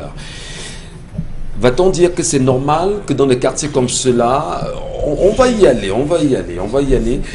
Dominique Audrey, peut-être, comment peut-on comprendre qu'un quartier résidentiel, que ce soit justement à cet endroit, on parle bien d'espace vert, parce que moi c'est mon problème, moi je ne comprends pas. Comment, sur ce qu'on appelle l'espace vert, que des personnes choisissent à partir des tripatouillages un peu plus bien huilés. Voilà, vous parvenez à acheter l'espace vert et pour y faire quoi? Pour y faire des bars, des snack bars dans un quartier résidentiel. Est-ce que ce n'est pas mettre en danger les vies des riverains? Là, le tort, on devrait l'attribuer aux personnes qui vendent. Et les personnes qui vendent, ce sont les personnes qui sont censées être les administrateurs, entendez, préfets, gouverneurs, maires et autres. Et à ce niveau, on est obligé de se poser la question de savoir c'est quoi le rôle d'un préfet? C'est quoi le rôle d'un gouverneur? Et maintenant, lorsqu'on a fait l'inventaire de ce qui régente leur rôle à ces postes-là, et qu'on regarde, on essaye de faire une sorte de transposition par rapport à ce qui se passe à Denver, on est obligé de se dire qu'on n'a pas de préfet. Ou du moins, celui qui est là n'est pas là en tant que préfet. Parce qu'un préfet, comme cela se doit, est censé protéger les biens et les personnes. Si un préfet doit protéger les biens et les personnes, le préfet au niveau de Denver ne le fait pas parce que les riverains s'en sont déjà plaints, se plaignent de ce que dans leur localité, on a un individu qui veut acheter partout. Un préfet est censé contrôler l'égalité des actes au niveau des collectivités locales. Est-ce que c'est fait là-bas? Non. Donc, vous parlez des espaces verts. De façon logique, les espaces verts jouent un rôle important et déterminant. Que ce soit au niveau de l'esthétique, que ce soit même au niveau du plan social. Tous les jours ici, on se plaint de ce que la jeunesse est en train de se perdre. Et les espaces verts servent de quoi? De lieux où on peut déstresser avec les loisirs, les aires de jeu et autres, des jardins publics et autres. Donc, lorsqu'on prend dans ces espaces verts-là, qui sur le plan écologique ont un impact important au niveau de la réduction, par exemple, des bruits et l'embellissement de la ville même, on se demande, mais comment est-ce que c'est possible, Michel Ngachou? Comment est-ce que on peut prendre un espace qui peut être aménagé, qui peut être vendeur pour la localité, pour le quartier, et qui peut même aider la jeunesse de ce quartier-là, pour en faire un espace de vente? Il y a lieu de s'inquiéter. Et tellement l'inquiétude doit être grande qu'on doit, je ne sais pas, peut-être on va dire que c'est une incitation à la révolte. Je ne sais pas si de ce côté-là, ces gens-là ont la possibilité, mais ils doivent sortir. Ils doivent sortir puisqu'ils se sont... Scander, est-ce que c'est la solution? Parce oui, à un moment, quelqu'un a dit que l'égalité... Est-ce que le mutisme du gouverneur de la Pourquoi région... vous citez les gens qui sont au courant de ces choses-là? Vous voulez qu'ils fassent quoi? Puisqu'ils sont au courant ils sont de complices ça, alors. ils le savent. Vous pensez qu'ils ne savent pas? Le conteneur là, le conteneur qu'on a vu en image tout à l'heure... Les conteneurs, parce que les conteneurs, c'est la haute tension. C'est un plan de plusieurs conteneurs. Et sous une haute tension. Voilà. Comment est-ce que ça s'explique? Et vous allez me dire que c'est inconnu? C'est inconnu des autorités? Non, ils sont parfaitement au courant puisqu'ils ont pris de l'argent pour ça. Et c'est elles-mêmes qui mobilisent la force publique. Donc même si prenons même le cas où le délégué départemental du ministère du Développement urbain est venu proposer, mais le préfet envoie les renseignements généraux. Est-ce que l'endroit là même comment? Il vient avec la carte de la ville et tout pour voir. Donc il est au courant, il est parfaitement au courant. Les quartiers résidentiels, dans le fondement même, ça nous vient des Pays-Bas. Des Pays-Bas là-bas, ça remonte à très très longtemps. Et l'idée c'était d'avoir un espace où les piétons et les personnes qui se déplacent à vélo puissent se mobiliser. C'était pas qu'il n'y aurait pas de voiture, mais ça ne devait pas être aussi intense comme on le voit ici. Malheureusement, on l'a mal copié. Dans plusieurs pays, en Belgique, au Congo, un peu partout dans le monde, il y a des espaces qui sont résidentiels. Et quand on dit résidentiel, ça veut dire qu'il y a un certain nombre de choses. C'est un petit pays dans une ville. C'est une petite ville dans une ville. Parce qu'à côté, il y a ce qu'on appelle les black countries. Donc les zones industrielles qui sont loin de ces habitations-là. Qu'est-ce qui peut expliquer aujourd'hui que, conscient d'une affaire pareille, le ministère de la Justice ne se saisisse pas de cette affaire au plus vite? Au plus vite quand même, pour mettre justement, pour écouter, pour auditionner ne serait-ce que les mises en cause aujourd'hui. Qu'est-ce qui peut expliquer? Si ceux-là ont pris sur eux d'aller rencontrer la ministre du Développement urbain et de l'Habitat et que ceux-ci n'ont pas été écoutés, pourquoi ne pas se rendre au niveau de la justice et tout faire pour se faire entendre aujourd'hui? Parce que là, quand même, c'est une situation il faut qu'il se constitue partie civile. Donc, il faut montrer l'intérêt et les dommages relevés, ça la met tout à l'heure. Monsieur Ngachou, poser la même question aux recteurs des universités du Cameroun qui cohabitent à côté de leur, qui cohabitent avec les bars et les snack bars. Posez la même question aux proviseurs des lycées du Cameroun qui vivent avec les snack bars et aux directeurs des écoles publiques du Cameroun. Comment est-ce qu'ils vivent avec les snack bars et ils ne portent pas? Alors que la loi interdit. Voilà, commencez comme ça. Et à côté des hôpitaux, il faut poser toutes ces questions pour comprendre des églises. Parce que face à la paroisse Sainte-Monique à Makepe, c'est tout un camp qu'on a créé pour une rue de la joie. Donc, il faut bien se poser toutes ces questions-là. Mais je peux vous expliquer que Denver, pour ceux qui ne connaissent pas, c'est un quartier qui devrait être traversé par le 2e pont sur le Vouri. Donc, il devait arriver jusqu'à Rond-Point Maïtur. Tout l'espace que vous voyez derrière la station qui est la station rouge, à l'entrée là, il y a un espace où les rues sont de ce côté et de l'autre côté, au milieu il y a un terre-plein. Et c'est vert complètement. C'est un espace vert qui généralement est aménagé, même si depuis un certain temps il est abandonné. C'est un espace vert où, quand nous étions petits parfois, on allait là-bas faire les compétitions. Donc parfois on jouait. C'est des espaces où les enfants peuvent jouer dans la rue sans problème. Sauf que depuis que les constructions se sont importées de ce côté, on a vu de moins en moins de personnes construire de jolies maisons parce que c'est des quartiers où il y avait une norme architecturale bien précise pour construire. Jusqu'à présent, n'importe qui ne peut pas construire là-bas. Donc si vous n'avez pas de l'argent pour bien faire la fondation et pour bien drainer, ne partez pas construire là-bas. On allait à la SIC et à la Maïtur, Karine. Quand on achetait un terrain et pour vendre, on vous dit, vous voulez construire, vous amenez d'abord votre plan. Voilà. Et c'est après qu'on vous admette. Donc, c'est des quartiers où les affaires comme les conteneurs et autres, là, en principe, on ne devrait pas les retrouver. C'est des quartiers où même pour trouver le boutiquier, il y a des problèmes. Justement. Et même pour trouver Moussa, il y a un problème. Parce que si ce n'est pas quelqu'un qui a fait peut-être un 2 niveaux ou je ne sais pas trop, une petite villa, et il a laissé une dépendance, vous n'allez pas. Maintenant, vous faites, ils font leurs achats dans les supermarchés. Vous allez construire le magasin, la boutique. Et comme vous voyez ce côté, là-bas aussi on peut passer avec les véhicules, de ce côté aussi on passe avec les garages. Donc c'est deux sens. C'est des personnes qui vivent ensemble mais parfois ne se voient pas. Vous vous rendez compte que au milieu de toutes ces maisons-là, on vient installer le snack bar. On fait des garages, on fait des parties. Dès que l'autorité administrative vient apporter le désordre. Oui. Au milieu de tout ça. Et vous savez qu'il y a une nouvelle construction de bars au Cameroun. Je pense que c'est depuis 2018 quand même que je vois ça. Des conteneurs qu'on fait comme des camps. Vous voyez, on construit des camps, c'est parfois 3 côtés, un en bas là, comme les concessions des parents au village, vous voyez. Donc, de côté, il y a les bars et tout. Et au milieu, on s'assoit, on boit. Et c'est comme ça que... Regardez comment le monsieur est en train de faire. C'est de cette manière qu'il veut construire. Sauf que ce n'est pas l'endroit indiqué. Ce n'est pas l'endroit indiqué. Il en existe déjà à Denver. Oui. Mais ce n'est pas les endroits indiqués. C'est des quartiers qui doivent être calmes et non pollués. Tout à fait. S'il vous plaît, dans certains pays, les quartiers résidentiels sont même faits dans des barrières. On a des barrières d'entrée. Oui, justement. Il y a des vigiles, on soulève et vous passez. C'est des barrières totales où vous vous faites identifier. Avant d'entrer. Vous allez chez qui? On prend le téléphone. On appelle, on demande. Un visiteur, oui, on rapproche. On dit monsieur 4e, 5e rue, adresse du Morotan. Il y a un adressage des maisons dans ces différentes zones, monsieur Michel. C'est comme si on va dire Mamie Makala. Donc, vous pouvez même d'abord désordonner. On accepte que c'est d'abord désordonné, il n'y a même pas les adressages et tout.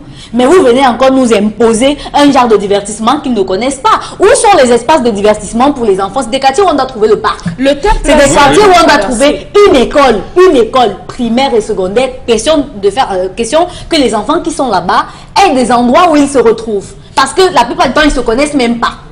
Alors, la situation semble être très grave à Denver, Charles Amel Bachou. Vous avez interpellé dans la collecte de ce matin le maire, vous avez interpellé le préfet, vous avez interpellé le cadastre également. Oui, c'est très important. Mais aujourd'hui, qu'est-ce qu'il faut faire pour que ça puisse changer au pays? Monsieur Michel Ngachou, je souhaite que ce le président de la République même qui intervienne là, parce que ce sont ses collaborateurs directs qui occasionnent. Non, mais monsieur Michel, vous dites, mais nous, comment vous expliquez-nous? Il a fait un décret en 2008 il dit que le préfet est son représentant, donc lui-même doit intervenir. C'est lui qui doit intervenir. C'est lui qui doit Monsieur Michel Ngachou, dites-moi comment Madame Ketchakotes, ministre du développement, peut cautionner telle chose. Alors qu'elle a dit aux Peut cautionner quelque chose alors qu'on a demandé aux parents de ne pas envoyer les enfants verser pendant la charge. On nous avait dit après les inondations que nous on construit mal. Nous on voilà. dans un quartier. On est sale. Monsieur Michel Lui Ngachou, vient valider la salle. vous allez sur un terre plein faire des fosses sceptiques. Dites-moi. En route. Au sud, on fait des fosses sceptiques. Je dis sur un terre plein. Au milieu de la route. C'est ça l'embellissement de la ville, monsieur le préfet.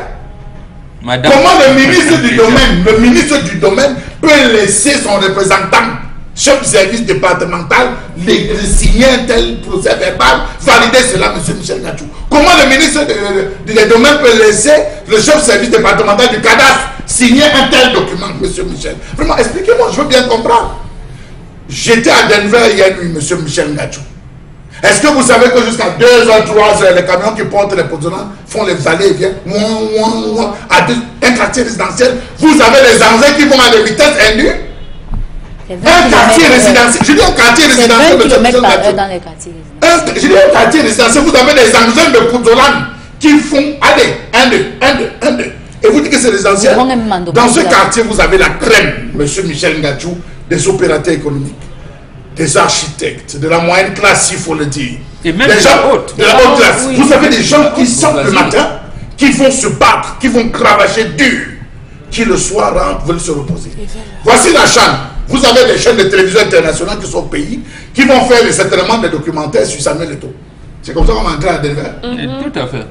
Vous avez vu comment faire les documentaires sur Fali Ipupa, Cité Fleuve. Vous avez vu l'entrée de cette cité, je dis au Congo, Cité Fleuve. Vous avez vu comment on entre? Vous avez vu en France. Vous avez vu chez Drogba, monsieur Michel, chez Drogba, Maître Gims, la fouine, vous avez vu comment on entre dans les quartiers là, chez Richard Bonao aux États-Unis. Pour le quartier même seulement, vous entrez comment, monsieur Michel? Regardez dans vous avez le président du JICAM, l'ancien président du JICAM, toute sa famille, vous avez Eto'o. Voilà comment on entre. Ou en sortant, c'est un camion portant la poussole qui peut vous écraser.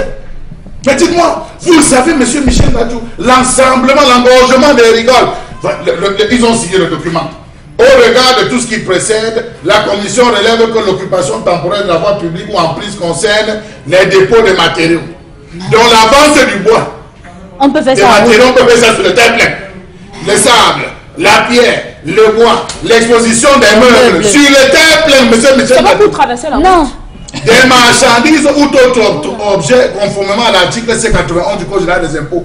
Le terre plein central, quant à lui, est destiné à accueillir des aménagements paysagers, jardins botaniques, jardins de fleurs et équipements publics destinés à embellir la ville. Et donc ça les conteneurs, monsieur le préfet, je vous regarde les yeux là, le préfet, monsieur le préfet, les conteneurs servent à décorer. C'est un équipement public. C'est un embellissement public, monsieur Michel. Dans les quartiers. Au quartier, on l'appelle docteur Bédé Alexander. Mais je suis surpris que sur la copie, on parle de monsieur Bédé.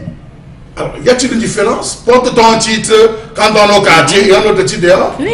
Alors, il faut donc se poser la question de savoir où est-ce qu'on est en train d'aller dans ce pays. Comment dans un pays on n'aura plus de quartier résidentiel ou des personnes qui dépensent, qui payent le prix fort. Le mètre carré. Le mètre carré, monsieur Michel Ngachou, qui font un investissement de toute leur vie, qui payent leur tranquillité. Au moins de 250 000 mètres carrés là-bas. Qui payent leur tranquillité. Et vous ne pouvez pas dormir. Vous ne pouvez pas dormir dans le quartier. Vous avez il y a une boîte de nuit déjà. Il y a une boîte de nuit déjà là-bas à Denver. Et c'est le même monsieur. Bien connu, bien connu. J'ai dit il y a une boîte de nuit là-bas et c'est le même monsieur, monsieur Michel Ngachou, qui fait le boum boum boum boum boum. Vous ne dormez pas la nuit. Mais attendez, on est où là? Est-ce que le gouverneur passe tout ça devant chez lui? Bonne question. Allez, on va tenter également de savoir ce que pensent les téléspectateurs Karine Santi à travers ces sujets évoqués ce matin sur notre antenne. Madame, monsieur, merci, vous faites bien. Le maire de la ville, monsieur, il faut appeler le maire Bassadine. Est-ce que le maire, est-ce qu'il a été consulté? Le président de région, est-ce qu'il a été consulté? Le président de région, il faut tous les interpeller. Ils se mobilisent de c'est pas sérieux. On va prendre justement les réactions de nos téléspectateurs Karine Santi. Les ministres là ont des jardins dans leur villa. Ils s'en moquent du peuple, dis donc. Ils profitent des bienfaits des espaces verts dans leur villa. L'espace vert participe au bon fonctionnement de l'atmosphère. Le peuple camerounais n'est pas conscient de ça. Donc, ils vont bien nous traiter. Un autre message. Connaissez bien l'histoire de Maïtu. Monsieur Elongassi a été révoqué de ses fonctions à la Maïtu au profit des pilleurs des fonds de cette société. Sarah Mboyo. Mon problème en réalité, voilà, vous parlez comme quelqu'un qui habite au ciel. Ok. C'était ça. Nous dit que même nous aussi, on a ces mêmes problèmes. Ce gouvernement. Nous ne sommes pas dans les quartiers résidentiels. Vraiment, faut faire la part des choses. Ce gouvernement illégitime a organisé 40 ans de règne, un projet de destruction collective du peuple camerounais. Si on t'exclut le Cameroun et tu comprends, c'est que tu peux tout connaître dans le monde. Là, au Sénégal, les quartiers résidentiels valent leur prix. Quand tu regardes le Cameroun, tu peux pleurer. C'est une chapga. Même dans nos chefferies, est-ce que n'importe qui construit à côté de la chefferie du supérieur? Est-ce que n'importe qui s'installe dans un rayon de la chefferie? Mais il faut, même dans les chefferies, c'est pas une histoire, on va dire aujourd'hui que c'est la ville. Même dans les villages, n'importe qui descend dans la chefferie. Tout le monde n'habite pas. N'importe qui traverse cette zone. On évolue.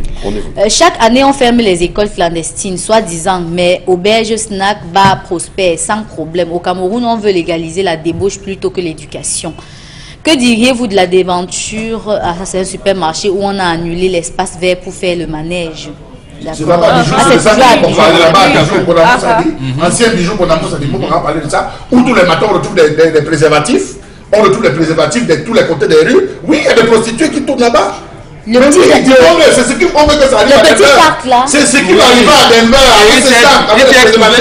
Dans le congé de Noël d'une telle année, les enfants qui ne savent pas ont commencé à prendre les pompiers. Voilà.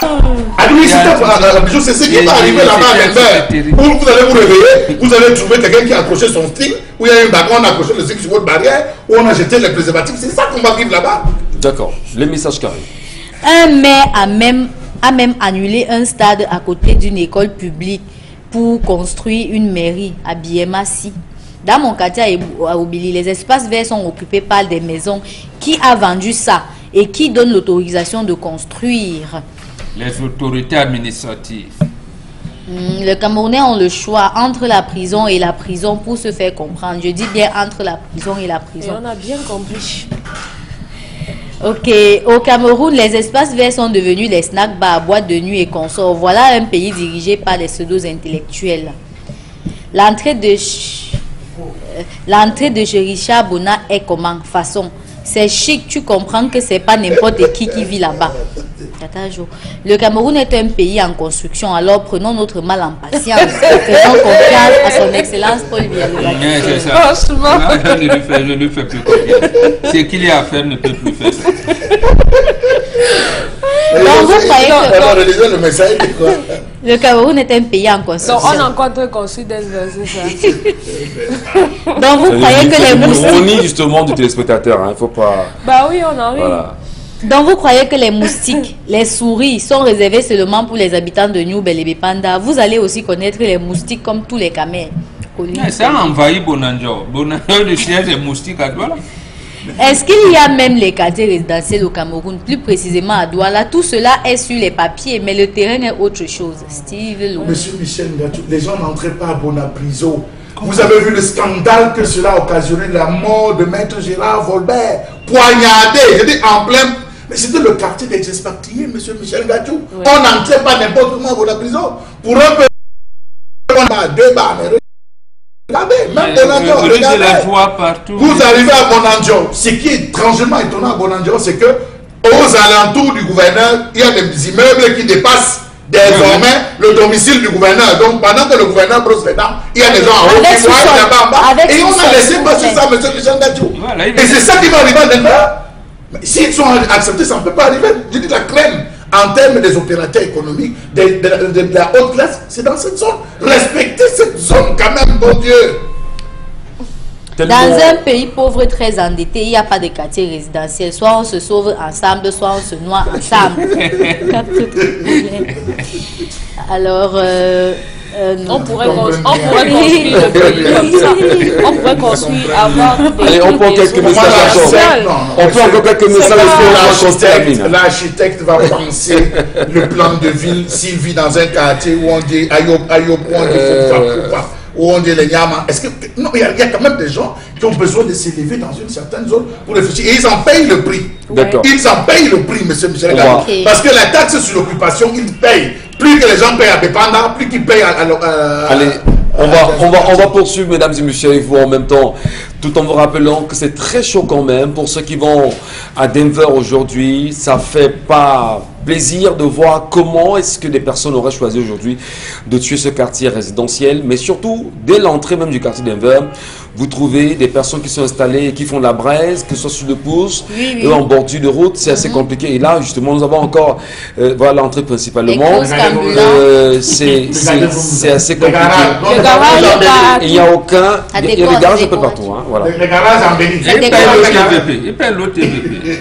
Alors, vous ne voyez pas que Denver, c'est en face de la mariture. Mais voilà, laverie avec musique. Voilà ça, laverie à maison, c'est ça l'embellissement. alors, attendons justement de voir quelles seront les décisions qui seront prises au courant de la journée. Sauf qu'il faut ajouter un élément. Les riverains ont décidé, quand ça coinçait, ils ont pris sur eux d'assurer même les jardins, de prendre sur eux, de se battre pour embellir.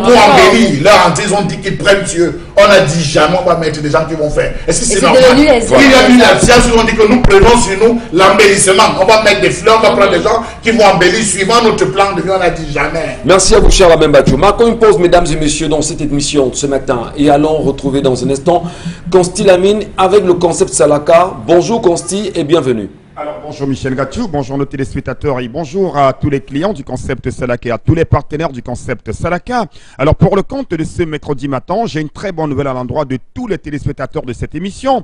Le concept Salaka vous donne rendez-vous du 10 au 14 février 2021 du côté bien sûr de la salle des fêtes d'Aqua, c'est à Douala au Cameroun. Vous aurez l'occasion de vivre 5 jours de grande promotion, 5 jours de démonstration de tous les produits du concept Salaka, notamment le correcteur de posture, les languettes médicales, le Early-Zap, le tapis de braise, le Von Bier Oméga 3. Tous ces produits seront en présentation, en démonstration et en vente promotionnelle du 10 au 14 février 2021. C'est à la salle des fêtes d'Aqua à l'occasion de la foire des leaders by Deloitte. Alors déjà pour l'instant, il est question déjà de parler santé, il est question de parler bien-être, il est question de parler correcteur de posture. Ah ben oui, je sais qu'ils sont à la maison qui attendent le mot fétiche. Et ce mot fétiche, c'est bien entendu correcta de posta. Yes, il y a bat for your dos. Il y a bat for your neck. Il y a bat for your épaule. Just go, just no. For magasin 1001 tapis en tech, il y a correcta de posta. Because c'est correcta de posta, na some fine jacket way any man with a bat for do, for neck, for épaule. When he take correcta, when he use correcta de posta, he go see as well, he go feel good. Donc any man must get this correcta de posta qui est en vente uniquement au magasin 1001 tapis, qui est le seul magasin au Cameroun, le seul magasin en Afrique qui vous permet d'avoir des correcteurs de posture de très bonne qualité. Admirez bien sûr la qualité des acteurs. Regardez ces images à l'écran, ça montre combien de fois ces correcteurs de posture sont recommandés, combien de fois ces correcteurs de posture sont conseillés. On n'a plus besoin d'avoir un dos rond, on n'a plus besoin d'avoir un dos tordu, on n'a plus besoin de sentir mal au dos, parce que désormais tous ces éléments ne sont qu'un triste souvenir, parce que le correcteur de posture vous permet d'éliminer les douleurs au niveau des épaules, les douleurs au niveau du dos.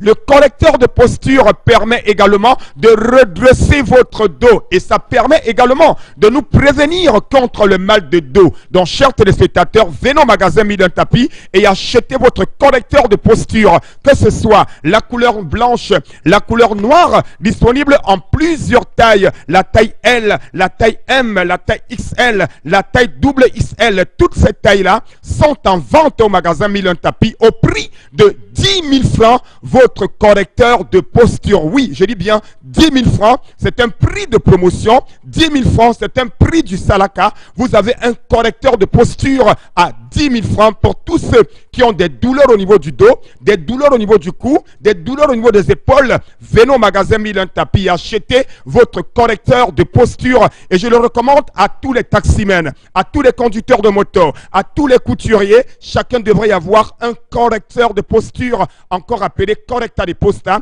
Et n'oubliez surtout pas le rendez-vous, chers téléspectateurs, du 10 au 14 février 2021. Je vous attends à la salle des fêtes d'Aqua parce que vous aurez l'occasion de vivre une grande démonstration des correcteurs de posture Motote Nyesengalemba Tatan. Alande au magasin 1001 tapis, Alanongo correcta de posta et banjana, correcta de posta et dit ouais, ate, basango na banyango, pesalangonde di, Motote ayende au magasin 1001 tapis, au janda correcta de posta.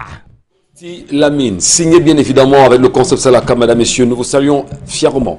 Merci beaucoup. Puisque nous sommes encore au Cameroun et puisqu'on y reste, puisqu'on pense chaque jour Constitution du Cameroun, reconstruction, il est important encore de dénoncer cette énième arrestation, si vous voulez, ce kidnapping d'un journaliste dans la région anglophone concernant bien évidemment la crise qui sévit. Il s'agit de Fon John, journaliste co-animateur de presse and associate, basé bien sûr à Bamenda, qui a été kidnappé par des hommes armés, présumés opérant dans la région nord et sud-est Cameroun aujourd'hui. Et on se demande encore qu'est-ce qu'il en est véritablement de tous ces Camerounais qui se retrouvent aujourd'hui, qui croupissent dans les prisons après les marches du 22 septembre dernier. Pourquoi le gouvernement camerounais choisit-il de ne pas libérer ces derniers? Quelles sont les informations à filtrer aujourd'hui autour de la situation concernant Olivier Bibou Nissak, qui d'ailleurs a été, souvenez-vous, le porte-parole du professeur Maurice Kamto, toujours maintenu dans les cellules du CED aujourd'hui, ou encore du professeur Alain Foguet. Qu'est-ce qui peut expliquer ces nombreuses arrestations depuis le 22 septembre dernier, 22 septembre 2020 au Cameroun? Pourquoi le gouvernement camerounais prend-il sur lui de maintenir ces Camerounais dans les prisons alors qu'en réalité ils sont censés regagner leur liberté normalement?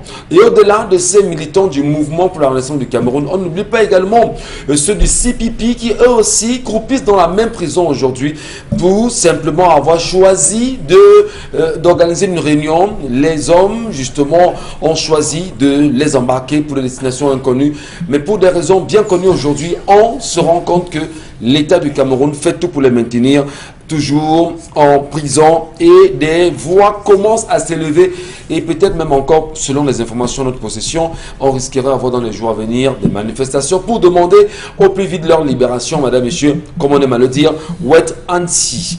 La revue des réseaux sociaux ce matin, savez-vous, Karine Sontia, qu'est-ce qui s'est fait, qu'est-ce qui s'est dit, qu'est-ce qui a fait la une sur la toile ces dernières 24 heures? Il y a un document qui fait le tour de la toile et qui informe sur la suspension du président de l'association sportive et culturelle des étudiants de l'ENAM de ses fonctions pour faute lourde et manquement grave à l'éthique et à la déontologie administrative. Il se nomme Ewolo 2 Joseph Aimé, de la section auditeur de justice judiciaire de la division de la magistrature et des greffes. Promotion, opportunité et croissance. Le président de l'association sportive et culturelle de l'école normale de l'administration et de la magistrature est suspendu des dites fonctions jusqu'à élection d'un nouveau bureau exécutif pour faute lourde. Sauf que il y a des informations qui nous disent tout de même qu'il est suspendu pour avoir pris de l'argent à des jeunes, disant qu'il allait les intégrer à l'ENAM, mais aussi pour avoir détourné de l'argent qui était censé servir pour acheter des équipements sportifs. Voilà, on va dire c'est un jeune, c'est un Camerounais qui vient d'entrer lui aussi à l'école, à l'ENAM, hein. C'est l'école de l'administration. On n'a pas donné la promotion. Non, c'est mentionné dans le document. Vous nous rappelez peut-être oui, la promotion? je vous rappelle ça tout de suite. Pendant les échanges, on pourra se retrouver. La promotion, opportunité et croissance. Opportunité et croissance. C'est ça. C'est l'opportunité. C'est le nom de baptême qui m'intéresse. Moi, quand nous disons aussi que... et croissance. Oui, opportunité de prendre les trucs et Bon, vous nous dites des choses. Dans la opportunité et croissance... On ne donne pas le nom. Imaginez un seul instant, si les promotions de l'ENAM portaient le nom du genre Ruben Oumnobel, Ernest Wandje, Bélis Moumier et tout, Sende Afana et tout. Vous voyez comment ça aurait pu changer l'esprit. Mais ça aurait pu changer. Mais quand vous accordez le nom, c'est la même manière que opportunité et croissance. Donc il y a une opportunité, il a saisi l'opportunité. Et là où au moment où il est dans la croissance. Et là où on vous dit même qu'il n'y aura plus de croissance, mais on va appeler ça développement. Donc, quand vous faites des contorsions comme ça, on vous parle de port en eau port, maintenant on est au port autonome à Kédi. Donc on change de devant. Est-ce qu'on est quand même est-ce qu'il faut quand même expliquer aujourd'hui que qu'on soit quand même jeune et que l'on rentre à l'ENAM, vraiment, tout de suite, on choisit déjà même de détourner l'argent de ses collègues, de ses camarades. Bon, Mais c'est ça qu'on a pratique. Mon ami, il a les cours pratiques.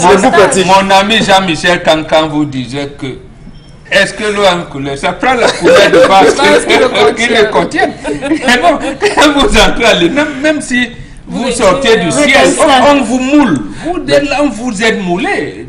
Monsieur Attendez. On l'a suspendu de l'ENAM. Non, de ses fonctions de président de l'association. On ne peut pas le suspendre de l'ENAM. Vous voulez qu'on commente ça? Vous pensez que qui l'a mis là-bas? Vous voulez qu'on le suspende? Attendez, je dis, vous voulez donc qu'on commente ça? Quelqu'un qui, avant qu'il ne commence à travailler, est un voleur. Un stagiaire. Un voleur. Employez le mot Il est pas un bandit. stagiaire. Il vole. Un bandit voleur. On a lancé l'opération épervier.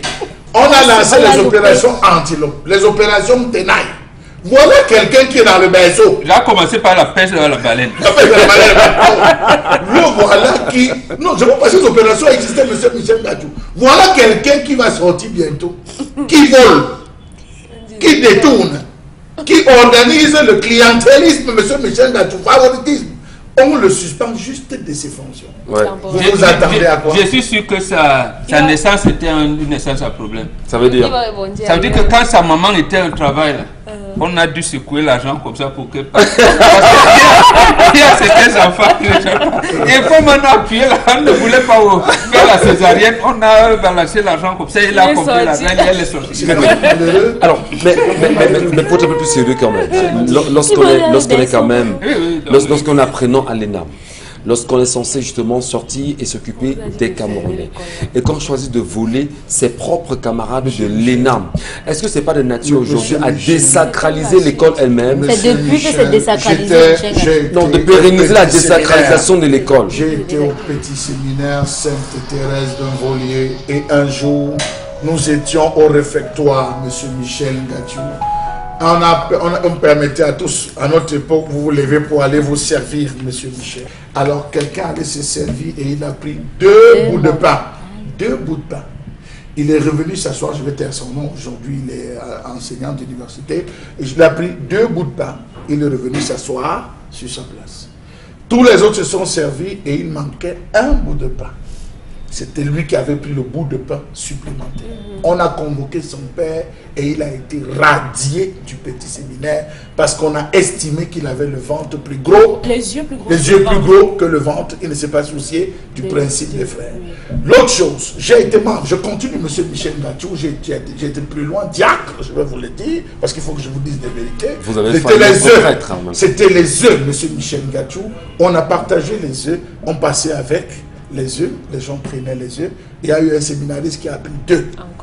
C'est pour vous dire l'étape. Oui. Comment on va arriver dans une école qui travaille sur la morale? La morale publique qui prépare les individus à gérer l'argent de l'État, du contribuable. Et que ce monsieur commence à voler, commence à détourner, commence à arnaquer monsieur Michel Gadjou. Ça suppose qu'il a l'entraînement et qu'au lieu de qu'on dispense des cours qui portent sur comment gérer la finance publique, on développe plutôt des cours qui portent sur comment voler l'argent public avec des tests pratiques et théoriques.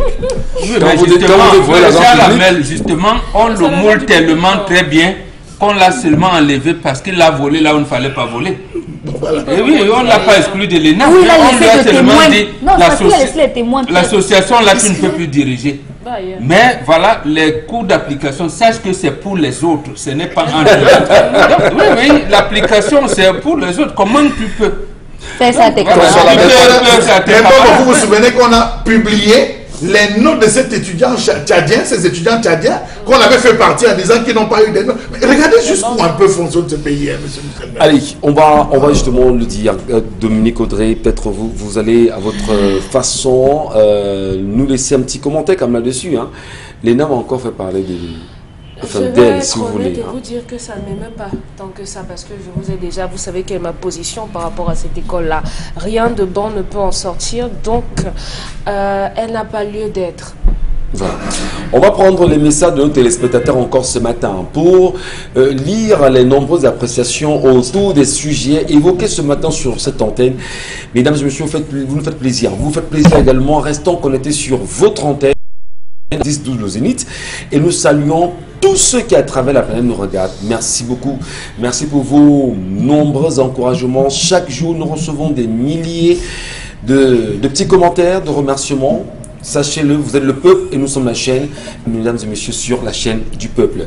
Karine Sontia, des messages. Il y en a Adam Smith qui dit que opportunité pour le Cameroun de s'industrialiser et croissance dans l'économie, d'accord. Si les administrateurs industrialisent les pays, c'est bien. C'était là, de quelle matière première? Avant de commencer à travailler, c'est un voleur. C'est Jocelyne Diaga qui demande. N'oubliez pas aussi les membres du... Ok, bon, on va lire ça. Un autre message. Les habitants de Denver qui se plaignent là viennent faire la fête chez nous tous les soirs. Qu'ils nous laissent aussi enjailler dans leur quartier. N'est-ce pas, on dit que le Cameroun nous appartient tous? C'est énervant ce que vous Lorsque dites. vous allez aux États-Unis, il y a une ville qu'on appelle Las Vegas, où lorsque vous voulez jouer, vous voulez faire la fête, vous voulez vous amuser, vous prenez le vol, vous Les allez jeux à Las au Vegas, hasard. les jeux, vous allez vous détendre à soi. Nous avons des quartiers résidentiels, nous avons des rues de la joie, monsieur Michel Ngachou, qui ont été érigées depuis le commencement de cette ville où les gens allaient s'amuser. Je pense que le dire comme ça, c'est peut-être ne pas peser, ne pas peser. La vie a besoin, la société a besoin de se régénérer. Elle a besoin de se régénérer et on a besoin des zones de réflexion. Même les artistes ont besoin de demander des résidences pour la création, pour pouvoir penser, imaginer. Ça a toujours fonctionné Ça comme ça. marche, Karine. Les messages, Karine. Oui, je pense que l'aménagement des espaces verts concerne aussi bien le ministère de l'Habitat que celui de l'Environnement. Or, s'il y a un ministère aussi fantôme que celui du Minérésie, c'est bien celui de l'Environnement.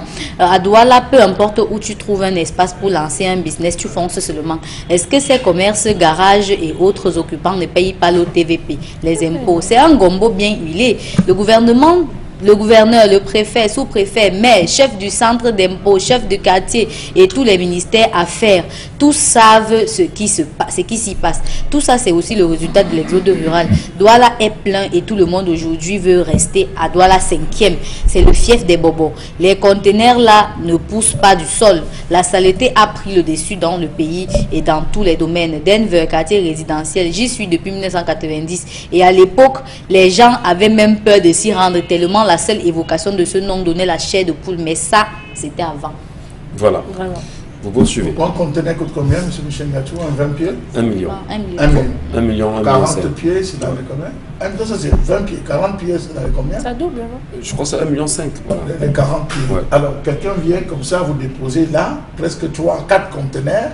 Cet argent-là pouvait le permettre de demander d'aller à la maïtude, demander un espace, surtout faire remplir les conditions, prendre un terrain loué et le faire tranquillement que de venir le faire dans sur un espace comme celui-ci. Je voudrais également le dire, Chalamel, puisque vous en parlez ce matin, et on parle de ces quartiers résidentiels, je vais peut-être prendre le cas du quartier Coton au niveau du carrefour des immeubles. Allez-y au carrefour des immeubles, il y a une route en travaux de ce côté-là, où sincèrement, vous faites une semaine sans voir les engins, et un jour, les engins apparaissent, font 2 jours, vous ne savez pas exactement ce qu'on peut y faire, disparaissent encore, font encore 2 semaines et réapparaissent. Allez à Coton au moment où je vous parle, carrefour des immeubles, parce qu'on est encore dans la 5e. Et là, peut-être on interpelle justement le maire, ou encore le maire de la ville, puisqu'il lui-même n'est pas très loin de là, il faut bien sûr le préciser.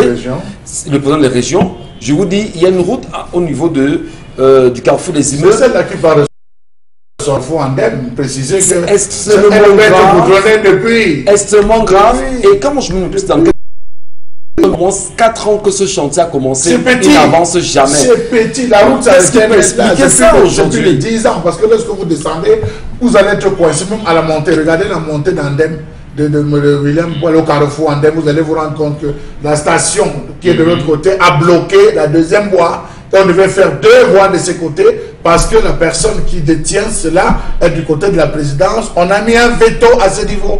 Pareil au niveau de la route. De cette route a poussé à la démolition de la barrière d'un haut cadre qui était en relation avec la présidence. Mais je vous dis que ce pays, c'est ça qu'on vit là, qu'on dénonce à des faire. Mais c'est ça ce qu'on vit dans ce pays. On va les promettre aux Camerounais de leur dire qu'on leur ramènera des images, justement, ces routes ici, pour montrer comment est-ce que les populations vivent là-bas. Je vous dis, c'est incroyable. BBR, M. Michel Ngatou, BBR, vous arrivez au carrefour BBR. Vous voyez l'axe loup qui va de l'autre côté, l'autre qui sort de Kouloulou normalement. Mais pour aller le sortir vers CC, le carrefour CC, vous voyez, ça devient une piste. Pourtant, on avait financé cela pour faire un bon toboggan de ce côté, pour pouvoir faire 2 voies, M. Michel. L'argent a été mis dans une poche et jamais on ne sait pas. La même chose à partir de Château Niala. Voilà. Vous venez sur 2 voies d'arriver Château Niala pour arriver à Ndokoti. Ça devient très Alors, qu'est-ce qui peut expliquer cette affaire? C'est-à-dire que vous gagnez des marchés pour la construction des routes et qu'on fasse 10 ans sans réaliser ces routes. Et chaque année, il y a un budget d'investissement public qui est voté pour la même route. Comment comprendre ça, bon? Dave Kemotoy nous a dit il y a les gens qui ont les parapluies, les godasses. Même s'il pleut, ça ne les touche pas. Il peut marcher, il ne marche pas sur la boue, ça ne les touche pas, sont préservés, c'est tout. Non, mais moi je pense que, avant qu'on marque la pause avec Consti Lamine, certainement pour la deuxième halte de cette émission, il est important que l'on sache que les populations de Koto vivent dans la poussière totale. Quand on partait justement du carrefour des immeubles, vraiment c'est incroyable, à ne pas y vivre, vraiment pas. Merci à vous Karine, encore des messages peut-être pour nous ce matin. Parce que par rapport à l'histoire du jour, parce que depuis le début on n'en a pas lu, les femmes doivent comprendre que ce sont elles qui ont le privilège de choisir leur conjoint. Étudiez bien les hommes avant de leur donner le diplôme de mari. Faites-vous désirer les filles, on ne court pas derrière un homme, laissez-le venir à vous. Janelle Michael qui a envoyé ce message. Chapda, you see discrimination because it is Denver. You guys talk about it. So those living in poor neighborhoods are not human beings. Voilà. Consti Lamine nous a retrouvés à nouveau. Cette fois-ci, Consti Lamine, vous tenez en main le Von Bio pour nous. Eh bien, voilà, la régie me fait savoir que nous sommes passés, bien évidemment, là-dessus. Et le Von Bio, vous l'avez en image, simplement. Et vous avez les contacts qui s'affichent au bas de l'écran. Pour ceux qui sont dans le besoin, n'oubliez pas, appelez simplement et Consti Lamine vous recevra. Et avec lui, vous pourrez évoluer dans vos nombreuses sollicitations. Mesdames, Messieurs, n'oubliez jamais, faites la politique, sinon la politique va vous faire. Quand on sait en réalité qu'aujourd'hui, nous sommes rendus à pratiquement, on va dire, au 25e anniversaire de l'existence de la Constitution au Cameroun, ça fait parler plus d'un. Attention, on nous fait savoir cette fois-là, Consti Lamine viendra ou pas cette fois-là? D'accord, merci, vous nous rassurez. Ben, Consti, avec beaucoup de négociations, vous êtes là, enfin. Alors, merci mon ami Michel Ngatou, merci à toi, merci à la réalisation, merci à toute l'équipe. Vous savez très bien que mon boulot à la radio et télévision Equinox, c'est d'assurer la communication commerciale des différents partenaires.